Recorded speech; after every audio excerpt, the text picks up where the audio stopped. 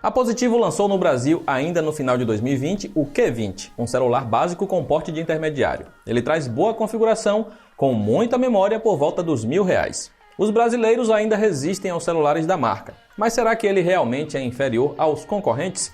Vamos conferir. O design do Q20 não tem nada de inovador. Ele é um aparelho simples feito em plástico que apresenta pintura com efeito cromático em duas opções de cores, azul ou branca. É um aparelho mais compacto e leve comparado a rivais recentes do segmento de entrada. Na parte frontal, há entalhe em formato de gota e queixo protuberante, que ainda são comuns em modelos mais baratos. Na traseira, temos um conjunto triplo de câmeras e mais um flash em LED que formam uma fileira vertical no canto superior esquerdo. O leitor biométrico fica logo ao lado e apresenta boa precisão, apesar de não ser dos mais ágeis. Do lado direito você encontra o botão de energia e o de controle de volume, enquanto do lado esquerdo há uma gaveta híbrida para usar 2 chips ou um chip mais um cartão de memória.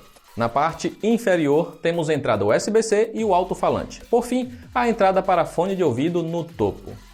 A parte decepcionante é que a Positivo trouxe o Q20 com tecnologias defasadas. Não há Wi-Fi AC e nem Bluetooth 5.0. Tudo bem, ainda é comum encontrar celulares na faixa dos R$1.000 sem estas tecnologias.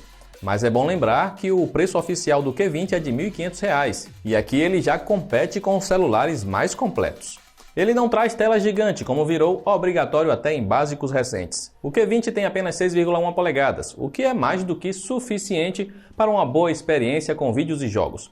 A tela HD Plus garante boa nitidez e o bom nível de brilho deixa muito intermediário da Motorola com inveja. Claro, não é uma tela que vai impressionar em imagem, mas pelo menos o celular da Positivo não decepciona. A parte sonora é que compromete a experiência multimídia. Além de ter apenas uma saída de som limitando o áudio a mono, a potência é apenas mediana e ainda apresenta distorção quando no máximo. Também peca no equilíbrio sonoro com a falta de médios, o que limita bastante a experiência com músicas. Para piorar, o Q20 não vem com fone de ouvido na caixa.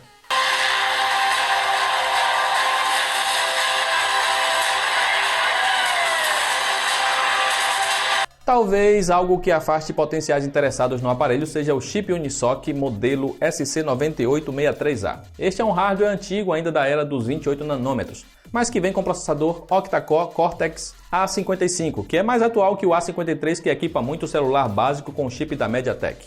Em nosso teste de velocidade focado no multitarefas, tivemos desempenho aceitável, mas abaixo de outros com Snapdragon. O Q20 vem com 4 GB de RAM e até consegue segurar alguns aplicativos abertos, mas para um sistema tão limpo poderia ser mais ágil.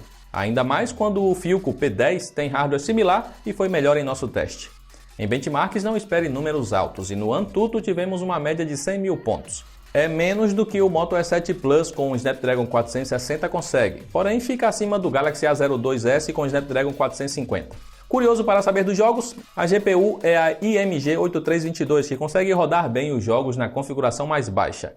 Não espere fluidez impecável em títulos mais exigentes, mas o Q20 até que se sai bem na jogatina. Já deve estar imaginando que o hardware antigo vai devorar os 4.000 mAh da bateria rapidinho, não é? Ficamos até surpresos de ver que o Q20 entrega boa autonomia conseguindo passar o dia todo longe de tomadas. Ele não chega a superar rivais recentes da Motorola e Samsung, mas será suficiente para a maioria. O tempo de recarga é que poderia ser melhor. O carregador de apenas 10 watts leva mais de 3 horas para encher totalmente a bateria do Q20. Uma carga rápida de 15 minutos recupera apenas 12% e 30 minutos na tomada chega a 25%. O Q20 vem com Android 10 de fábrica e no momento que testamos para esta análise, ele estava ainda com o pacote de segurança referente a janeiro de 2021. Já deu para perceber que o suporte a atualizações do Android não é o forte da Positivo, então não espere ver o Android 11 no Q20 tão cedo. A interface da Positivo é bastante limpa e vem com apenas o essencial, o que é ótimo pois ocupa o mínimo possível dos 128 GB de armazenamento. Não há os extras que encontramos nos celulares da Motorola, assim como faltam opções de customização da interface. Você pode até alterar o padrão dos ícones indo no menu do desenvolvedor, como é possível fazer em qualquer celular com Android 10. O Q20 vem com câmera de 13 megapixels acompanhada de uma secundária de 5 megapixels com lente ultra-wide e uma terceira de 2 megapixels para ajudar no desfoque de fundo. Será que ele é capaz de registrar boas fotos? Dificilmente. A principal até consegue imagens decentes em situações muito favoráveis, desde que você evite o sol de fundo, já que o HDR é bastante limitado. Fotos no final de tarde já saem bastante escuras, enquanto ao anoitecer sofrerá com imagens com baixa nitidez e muitos ruídos. Há modo noturno que ajuda a minimizar o problema, mas não faz milagres. A ultra-wide apresenta grande desfoque nos cantos das fotos, nitidez inferior e ruídos acentuados até mesmo de dia. O software não consegue corrigir a distorção da lente, sem falar que esta câmera sofre ainda mais em locais escuros.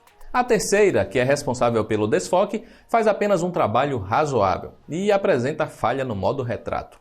A câmera frontal é capaz de registrar selfies decentes ao sol, mas apresenta poucos detalhes quando na sombra e sofre com ruídos em locais escuros. O modo retrato é quase inútil com a câmera frontal. O Q20 é capaz de gravar vídeos em Full HD com a câmera traseira e apenas HD com a frontal. A ultra-wide não é capaz de filmar. Os vídeos apresentam a mesma limitação vista nas fotos. Há bastante tremidos e as cores mudam de tonalidade sempre que o celular precisa reajustar o foco. A captura do áudio é apenas mono e tem qualidade bastante precária, com um som abafado. Ficou decepcionado com o Positivo Q20? Sem dúvidas, é possível encontrar opções melhores na sua faixa de preço, como o Moto E7 Plus, que tem desempenho superior, maior duração de bateria e câmeras muito melhores para fotos e vídeos. Até mesmo o Galaxy A02s, que já pode ser encontrado mais barato atualmente, entrega um melhor conjunto. Tudo bem que o da Samsung foi mais lento em nosso teste de velocidade, mas tem bateria muito melhor e câmeras menos limitadas. E quanto ao P10 da Philco, que tem configuração similar? Bem, ele tem desempenho um pouco melhor, bateria dura igual, mas também decepciona em câmera. O que podemos concluir é que o Q20 deveria ser melhor pelo preço que a Positivo pede por ele. Já é complicado recomendá-lo por R$1.000. Imagina pelo preço cheio de lançamento. Ele é um aparelho simples que não tem nada de especial. Não chega a ser ruim de tudo, mas há opções mais interessantes no mercado. A tela é bacana, mas o som compromete a experiência multimídia. O desempenho não chega a ser ruim, mas não espere ter todos os jogos rodando liso. A bateria dura bem, porém demora para recarregar. Já as câmeras são o seu maior ponto fraco e talvez o que vai afastar muitos potenciais compradores. É difícil recomendar o Q20 no lugar de um Motorola ou Galaxy, exceto se 128 GB de armazenamento for algo tão importante para você. E para encontrar as melhores ofertas para o Q20 e todos os demais modelos citados nesta análise, é só clicar nos links que estão aí abaixo. E fique à vontade para comentar o que você achou do Q20. É positivo ou negativo? Eu fico por aqui. Um grande abraço e até a próxima.